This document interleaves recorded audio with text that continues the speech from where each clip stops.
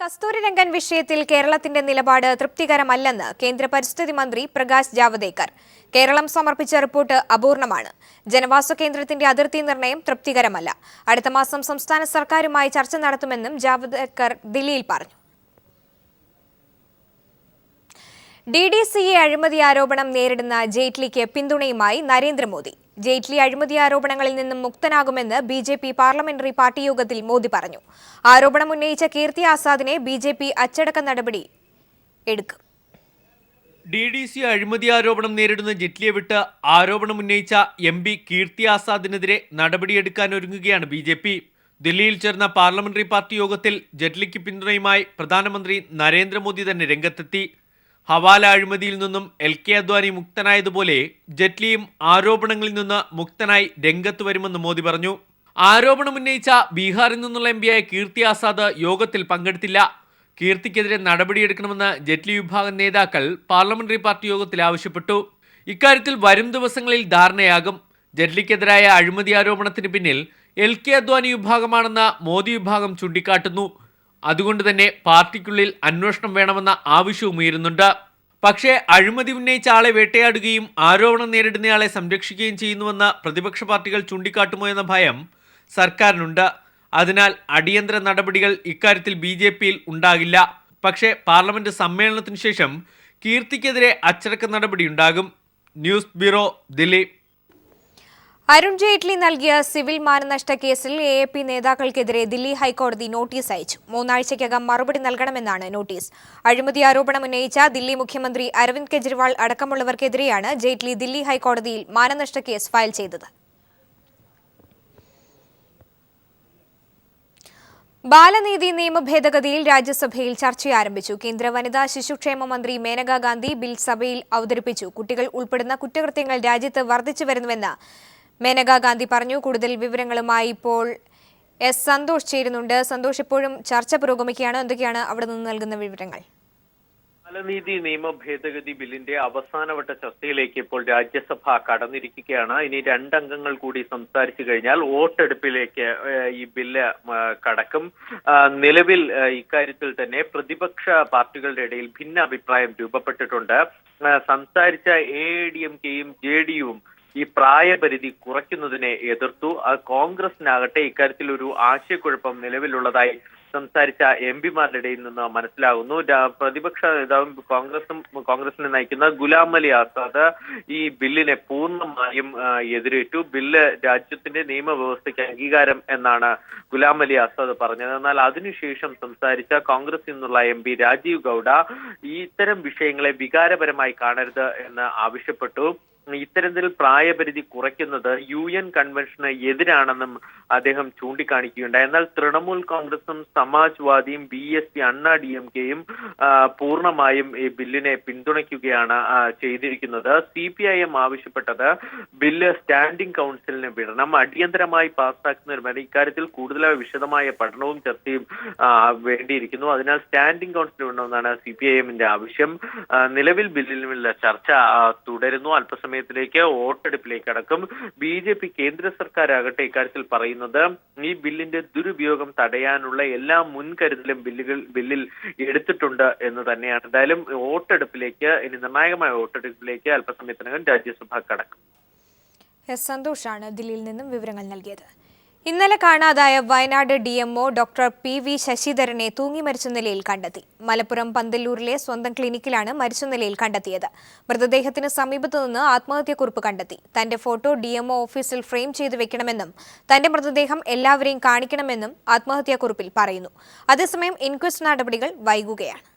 ഇന്നലെ രാവിലെ മുതൽ DMOയെ കാണാനില്ലെന്ന ഡെപ്യൂട്ടി DMOയുടെ പരാതിയെ തുടർന്ന് പോലീസ് അന്വേഷണം ആരംഭിച്ചിരുന്നു. പോലീസും മലപ്പുറം DMOയും ബന്ധുക്കളും ചേർന്ന് ഇന്നും തുടർന്ന അന്വേഷണത്തിനൊടുവിലാണ് മലപ്പുറത്തെ പന്തല്ലൂർ മുടിക്കോട്ടെ വീടിനോട് ചേർന്ന ക്ലിനിക്കിൽ മരിച്ച നിലയിൽ കണ്ടെത്തിയത്. ഇന്നലെ രാവിലെ പന്തല്ലൂരിൽ നിന്നും വയനാട്ടിലേക്ക് ബസ് കയറിയെന്നായിരുന്നു നേരത്തെ ലഭിച്ച വിവരം. എന്നാൽ ഇത് ശരിയല്ലെന്ന് മനസ്സിലാക്കിയ പോലീസ് സൈബർ സെല്ലിന്റെ സഹായത്തോടെ അന്വേഷണം ഊർജിതമാക്കിയിരുന്നു. അദ്ദേഹത്തിന്റെ മുറിയിൽ നിന്ന് ഒരു കത്ത് പോലീസിന് ലഭിച്ചിട്ടുണ്ട്. എന്നാൽ ആത്മഹത്യയിലേക്ക് നയിച്ച കാരണങ്ങളെക്കുറിച്ച് കത്തിൽ പരാമർശിച്ചിട്ടില്ല. അതേസമയം മാനന്തവാടി ജില്ലാ ആശുപത്രിയിലെ സ്വീപ്പർ തസ്തികകളിലേക്ക് ഡിഎംഒ തയ്യാറാക്കിയ ലിസ്റ്റ് സംബന്ധിച്ച് ആരോഗ്യവകുപ്പ് മന്ത്രി ഡിഎംഒയെ വിളിച്ച് ശാസിച്ചിരുന്നു. ലിസ്റ്റ് സംബന്ധിച്ച് കോൺഗ്രസ് AI ഗ്രൂപ്പുകൾ തമ്മിൽ തർക്കവുമുണ്ടായിരുന്നു. ഇക്കാര്യത്തിൽ അദ്ദേഹത്തിന്മേൽ സമ്മർദ്ദമുണ്ടായിരുന്നതായി സഹപ്രവർത്തകർ പറയുന്നു.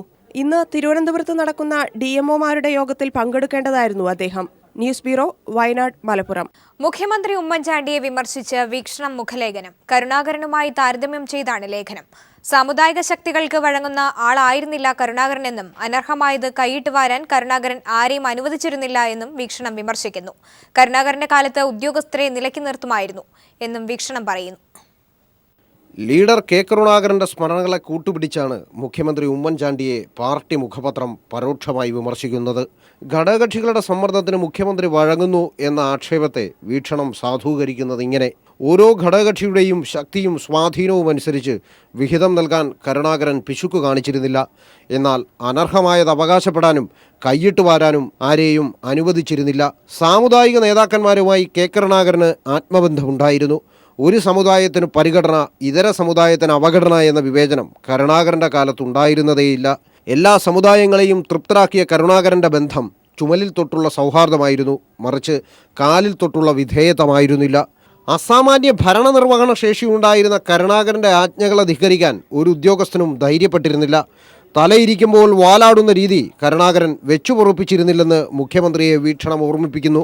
നാളെ കെ കരുണാകരന്റെ വിയോഗത്തിന് 5 ആണ്ടുകൾ തികയുന്ന വേളയിലാണ് മുഖ്യമന്ത്രി ഉമ്മൻചാണ്ടിയെ കുത്തി വീക്ഷണം രംഗത്തെത്തിയിരിക്കുന്നത്. രമേശ് ചെന്നിത്തലയുടെ കത്തിനെ ചൊല്ലി പാർട്ടിക്കുള്ളിൽ വിഭാഗീയത ഉരുണ്ടുകൂടുന്നതിനിടെ ഐ ഗ്രൂപ്പ് നിയന്ത്രണത്തിലുള്ള പാർട്ടി പത്രം കൂടി മുഖ്യമന്ത്രിയെ പുറകിൽ നിന്ന് കുത്തിയതിനെ എ ഗ്രൂപ്പ് മാനേജർമാർ ഏറെ ഗൗരവത്തോടെയാണ് കാണുന്നത്.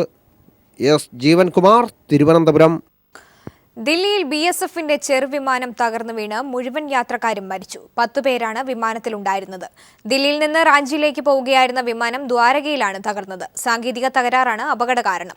3 ഡെപ്യൂട്ടി കമാൻഡർമാരടക്കമുള്ളവരാണ് മരിച്ചത്. വ്യോമയാന മന്ത്രാലയം സംഭവത്തിൽ അന്വേഷണം ആരംഭിച്ചു.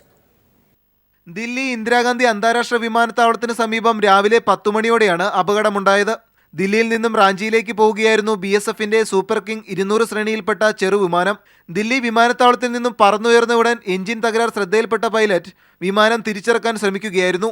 റൺവേക്ക് സമീപമുള്ള മതിലിൽ തട്ടിയ വിമാനം അടുത്ത് നിർമ്മാണം നടക്കുകയായിരുന്ന കെട്ടിടത്തിലേക്ക് തകർന്നു വീണു.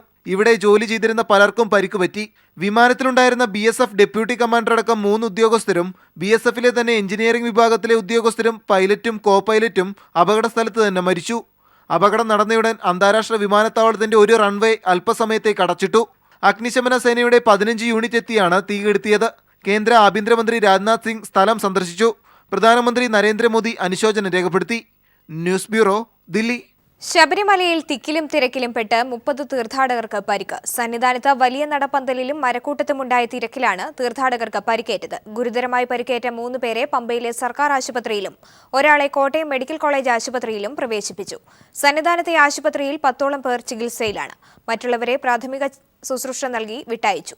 ഈ സീസണിലെ ഏറ്റവും വലിയ തിരക്കാണ് ശബരിമലയിൽ ഇന്നുണ്ടായത്. കഴിഞ്ഞ വെള്ളിയാഴ്ച ആരംഭിച്ച തിരക്ക് ക്രമാതീതമായി വർദ്ധിക്കുകയാണ്. മണ്ഡലപൂജയടുത്തതോടെ വരും ദിവസങ്ങളിലും തിരക്ക് കൂടുമെന്നാണ് വിലയിരുത്തൽ. തിരക്ക് നിയന്ത്രിക്കാനായി കൂടുതൽ പോലീസുകാരെ സന്നിധാനത്തും പമ്പയിലും നിയോഗിച്ചിട്ടുണ്ട്.